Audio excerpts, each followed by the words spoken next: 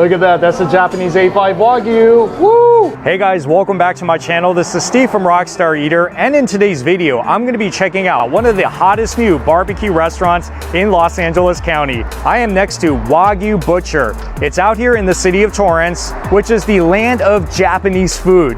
You'll find Japanese restaurants of all kinds in the city, and Wagyu Butcher is certainly a great new addition to the lineup.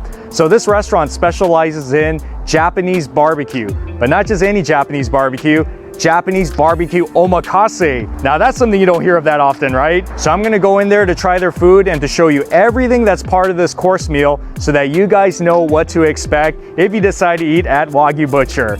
And also, if you guys are new to this channel, take a moment right now to hit that subscribe button, as well as that notification bell. More of these awesome food videos coming your way. And with that being said, let's head on in. Course meal, let's go.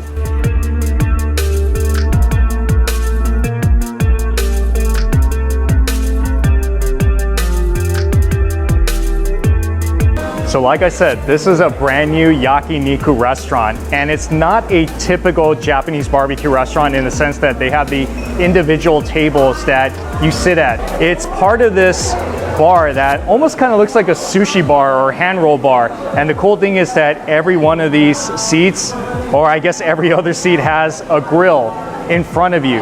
So this is the Omakase menu at this restaurant. How exciting. So you can start at $50, which isn't cheap, but not terribly expensive either, because I've seen much more expensive than this. But then this is the one I'm gonna do. Oh yeah, the $70 Butcher's Omakase. So with this one, you get a little bit more food. So you get 7 meats, rice and soup, dessert.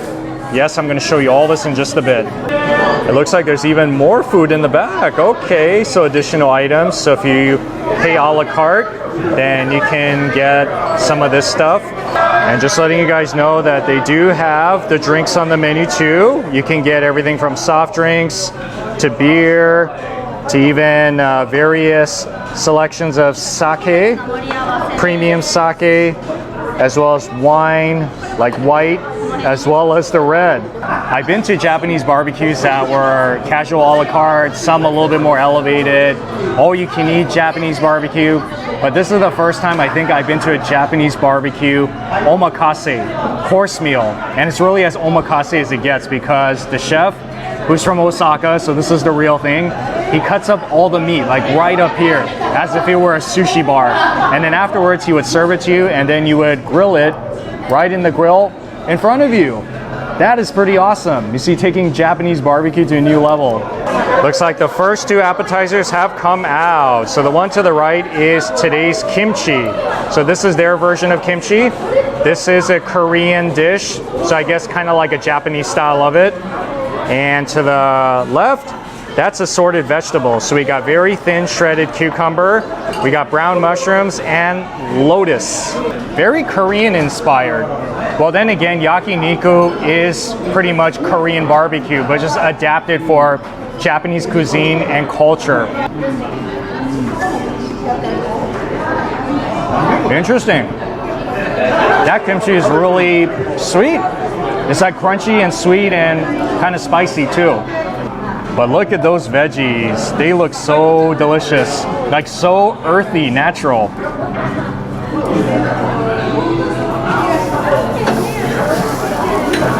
Wow, I love the flavor. I think that kind of has like a sesame oil flavor to it.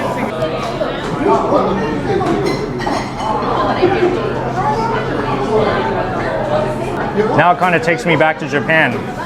That lotus root is like nice and crunchy, well cooked all around. And we got to keep it healthy since there's a lot of meats, right? This is the house salad. Smells really good. And that one is the US Wagyu beef sashimi.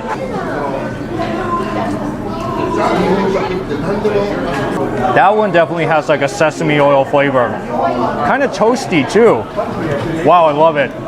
I think this is one of the best salads that I've had in a Japanese barbecue restaurant. I mean, it has such a good flavor all around.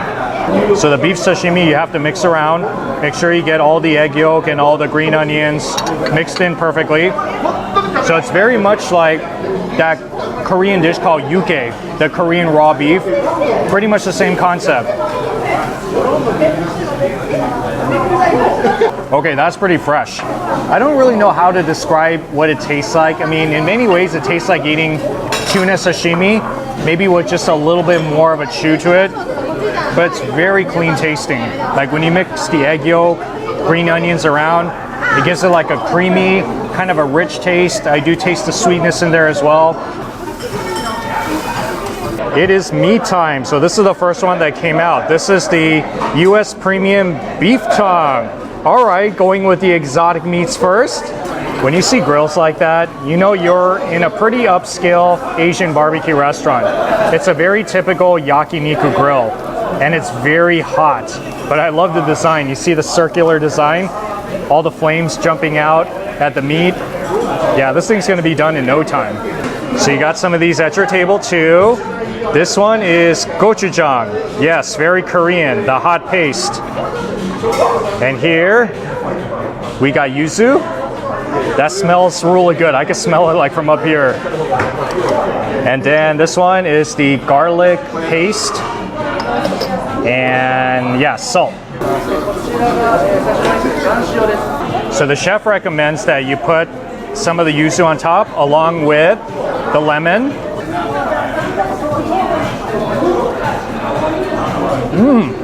I think that's like the crunchiest beef tongue I've ever had.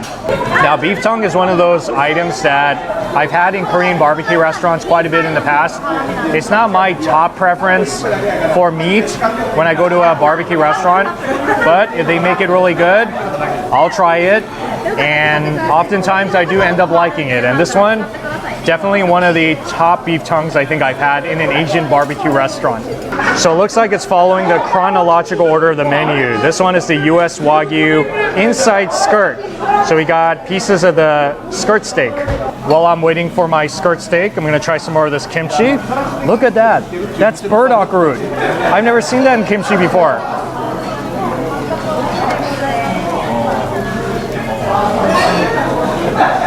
It's so crunchy, it's so sweet and spicy at the same time. If I open a restaurant in the future, like a Korean barbecue restaurant, I'm going to mix some burdock root into my kimchi when I serve it to customers. So for the inside skirt steak, they recommend drizzle some lemon juice, once again. And I find that lemon juice oftentimes really enhances the flavor of like anything.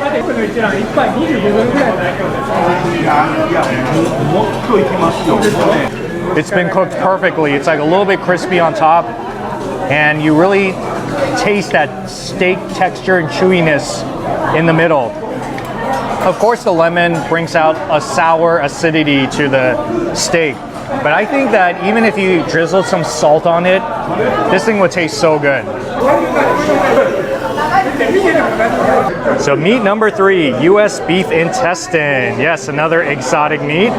So they give it to you in small portions, and it comes with a side of their house-made barbecue sauce. So be sure to put your barbecue sauce to good use. I always like barbecue sauce, so I'm not complaining.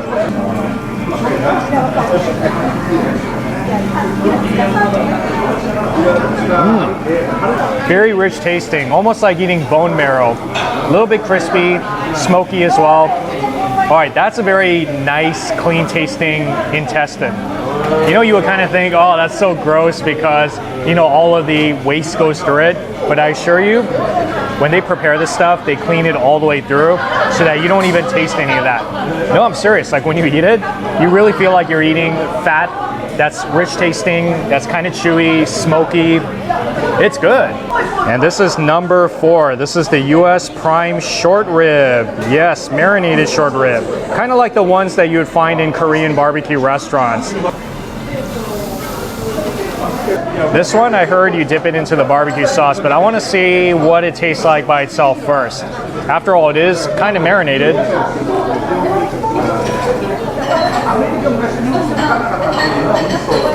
I love the crispiness of that. You can dip it also in some of this barbecue sauce.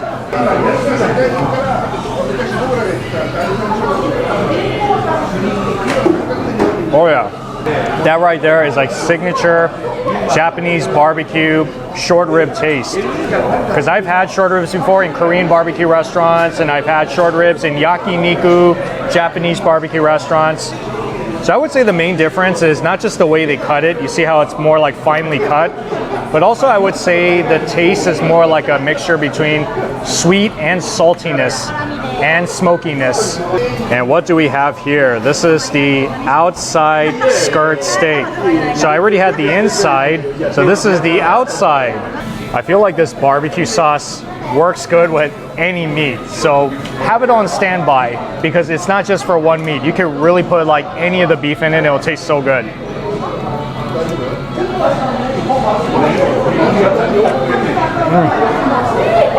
I mean, the texture is a little different. It's not as like tender or melt in your mouth, so this one has a little bit more of like that beef texture, but it's great though.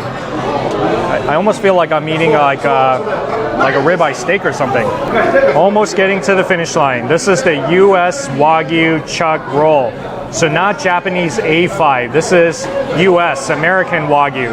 But still, any Wagyu is better than non-Wagyu, right? So for this one, they give you a ponzu radish sauce. All right, that's pretty nice. Change it up a little bit.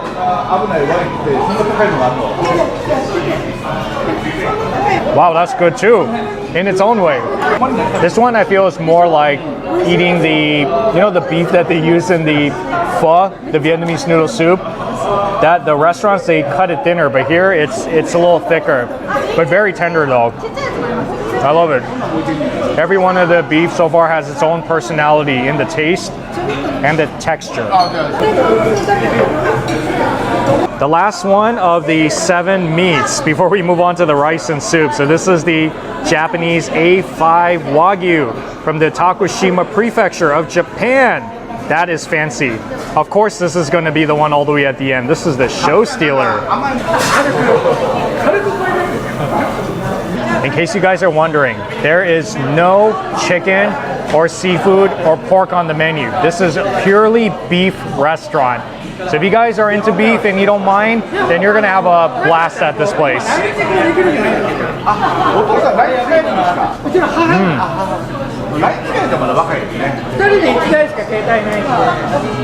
Definitely the show stealer. It always impresses me all the time.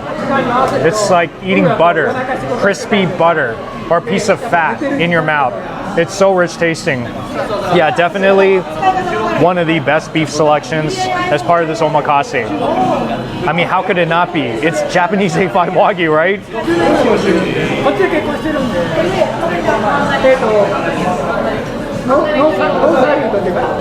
I thought that this A5 Wagyu worked good with the radish and onions, but it works even better with the barbecue sauce. I'm telling you, this barbecue sauce makes any meat taste good. So when in doubt, just dip it into the barbecue sauce and you are going to be very happy. The Butcher's Ochazuke. Oh yeah, so this is the rice soup dish that comes after all the meats. And it's usually like that in Japanese meals, is that you'll get the rice, the noodles, or the soup at the end. So this is very interesting because it's rice, but then there's oxtail soup along with a piece of the meat right on top. I know a lot of us eat the noodles or the rice or the soup with the meal, but in Japan it usually comes at the end, almost kind of like as a filler, which means you are either done or you're getting very close to the dessert. Ooh, wow, that tastes good. So like I said, it's pretty much an oxtail soup with the kelp flavor. You don't see too many Japanese restaurants out there making it with the oxtail soup, the oxtail broth. That's a really awesome flavor. So you're basically eating like a beef rice soup, and it tastes wonderful. And this is the dessert. Finally come to it after about like an hour and a half here. So this is the roasted rice tea. It's super hot, so you gotta be careful. And then this one is the dessert of the day, which is their milk pudding. Oh man, that thing is really good. It's like creamy and milky and kind of minty. I can't quite describe it. It's like you really have to just experience it for yourself. This is something that I've not had before, and I always enjoy experiences like this, especially when you go to more of like those fine dining restaurants. It's like I always discover food that I've never had before, and it's like so tasty. So yes, make that reservation a week before you come here, because this place, grand opening, and it's already so popular, and I can see why. This concept, you're not going to find anywhere else. Japanese barbecue that you grill right in front of you, that's omakase, where the chef cuts the meat in front of you. I mean, really, it's as fresh as it gets. It's pretty awesome. So yes, come here, enjoy the beef tongue, enjoy the short ribs, enjoy the A5 Wagyu. These are some of my favorites. And their pudding at the end, super awesome, like one of the best things ever. Okay guys, so before I close out this episode, this is Taka, he's the boss. This is Takeshi, he's the chef. So when you come to this restaurant, just say hi to them and tell them you saw this video, and they're gonna take very good care of you, right? Yes, we do. Yes, we do. Yes. Woo, all right. Thank you so much. Yeah, have a good night.